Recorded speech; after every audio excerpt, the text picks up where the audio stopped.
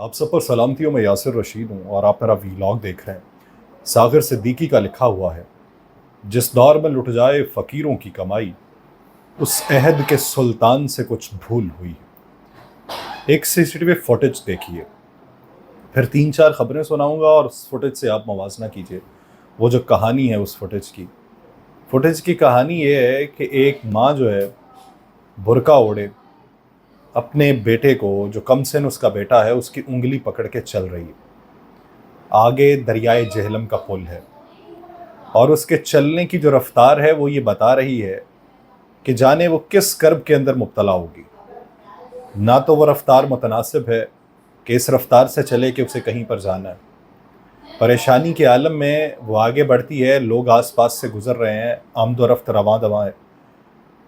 लेकिन इसी असना में वो 2 मील पुल है दरियाए जहलम का, उसके ऊपर खड़ी होती है, दरिया को तकती है। इधर उधर का कोई होशो हवास उसे नहीं। फिर एक वक्त वो आता है कि वो अपने बच्चे को उठाती है। उसे उठाने के बाद कुछ देर तवक्कुफ करती है, जाने क्या सोच रही होगी, और फिर वो दरियाए जहलम की बेमौज लहरों के उसे हवाले कर देती है। और उसके बाद लोग उसकी तरफ देखते हैं और देखते ही देखते वो भी पुल से छलांग लगा देती। जाने उसका जिस्म किसकी खुराक बना होगा। वो बच्चा कि जिसने अभी आंखों में ख्वाब बुनने शुरू किए होंगे, वो बच्चा जो अपनी माँ के साथ बाहर निकला होगा कि माँ घुमाने लेके निकली है या शायद कुछ खिलाने लेके निकली है, वो माँ उसे मौत के मुंह में मौत का नवाला बना दे तो क्या गुजरेगी। किस दौर के अंदर हम जी रहे हैं कि जहाँ पर हमारे हुक्मरान हमें ये कहें कि महंगाई 17% तक आ गई है और हम महंगाई को कम लाने का जरिया बने। जिस मुल्क के अंदर आज के रोज़ आपको खबर ये सुनने को मिले कि स्टॉक एक्सचेंज में पहली बार 76,000 की सतह उबूर करने का रिकॉर्ड कायम हुआ है। जिस मुल्क के अंदर आपको ये सुनने को मिले कि IMF के साथ स्टाफ लेवल का मुआहिदा तय पा चुका है और पेट्रोल की कीमत में कमी के इम्कान को फिर से जाहिर किया जा रहा है। जिस मुल्क में आपको ये सुनने को मिले कि बिजली की कीमत में सिर्फ रत्ती बराबर इजाफा होगा, उस मुल्क में अगर खुशहाली है, शहद की नहरें रवां दवां हैं, तो फिर सवाल ये बनता है कि लोग इस नहज तक जाने पे मजबूर क्यों हैं। अगर वो पेट की भूख से मजबूर हैं तो हुक्मरान से सवाल बनता है। अगर वो इंसाफ के हुसूल ना होने पे मजबूर हैं तब भी हुक्मरान से सवाल बनता है। लेकिन हमारी तरजीहात मुख्तलिफ। हम अवाम के ऊपर बात करने को तैयार नहीं। जिस मुल्क के अंदर पास्को के गोदाम जो हैं वो ऐसी गंदम को जखीरा करते हों जो गंदम खराब होने वाली, और फिर उसकी जो बोली खुले तो सरे वर्क के ऊपर तशहीर में यह लिखा हो कि खराब गंदम बेचने के लिए बोली का आगाज किया जाता है, जो 15% कम की बोली। तो सवाल बहुत से हैं।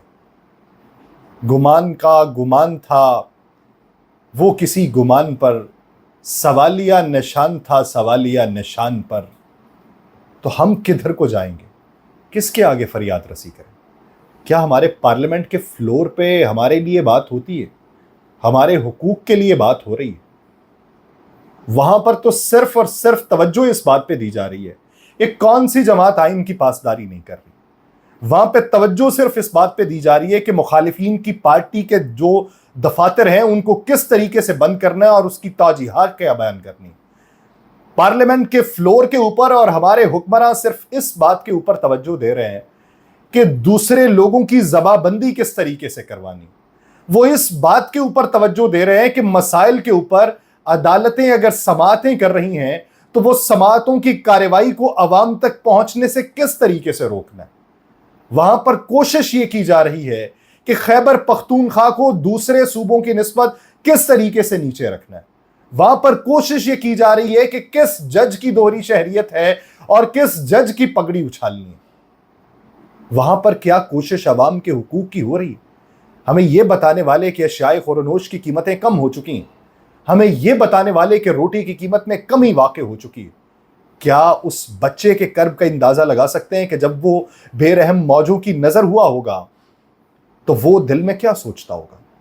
وہ ماں کہ جس کے قدموں تلے جنت تھی، اسی نے اس کو موت کے منہ میں دھکیلا تو کس کرب کے باعث دھکیلا ہوگا؟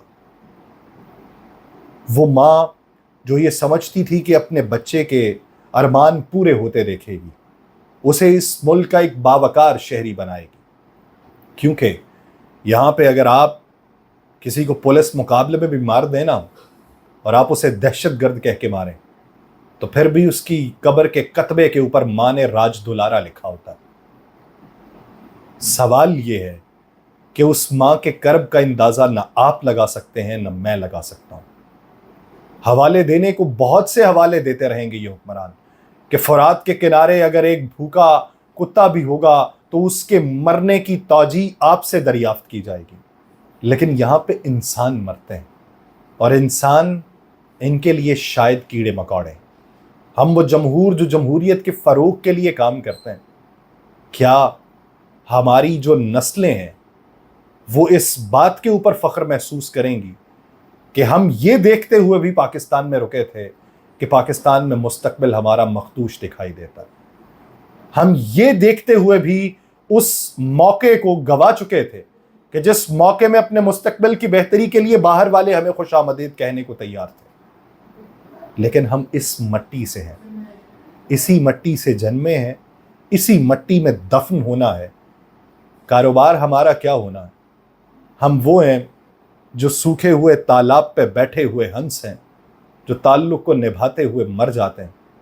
تعلق نبھا رہے ہیں، جانے کب تک نبھاتے رہیں گے. اور یہ تعلق نبھاتے ہیں اپنے خانوادے سے، یہ تعلق نبھاتے ہیں اپنے سرمایے سے، یہ تعلق نبھاتے ہیں بیرون ملک کی گئی اپنی انویسٹمنٹ سے. اپنی انویسٹمنٹ کو پاکستان لے کے نہیں آنا اور دوسرے ممالک میں جا کے یہ کہنا ہے کہ ہم کشکول توڑ رہے ہیں، آپ ہمارے ملک میں انویسٹمنٹ کر دیجئے. یہاں پہ آ کے انڈیا یہ دیتے ہیں کہ سعودی عرب اتنی انویسٹمنٹ کی وعدہ دہانی کروا چکا ہے اور ابو دھابی نے اتنے ارب ڈالر کی ہم سے بات کر لی.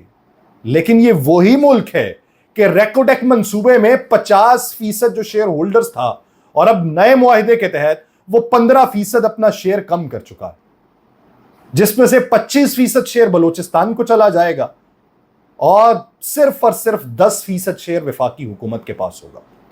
یعنی ہم یہ کہتے ہیں کہ اگر ہمارے ملک میں کام کرنا ہے، ہمارے ملک کے ذخائر کو دریافت کرنا ہے تو تم آؤ، دریافت کرو اور 65% اپنا حصہ لے جاؤ. ہم 65% حصہ دینے کو تیار ہیں، لیکن عوام کے منہ میں چند نوالے پہنچانے کو تیار نہیں. اپنا احتساب کر لیجئے. بروز محشر اگر وہ بچہ اٹھ کے اپنی ماں کی طرف اشارہ کرنے کی بجائے اگر آپ کی طرف اشارہ کر دے اپنی موت کی وجہ کا، تو پھر کیا جواب دیں گے؟ مجھے دیجئے اجازت. اللہ نے کے بعد.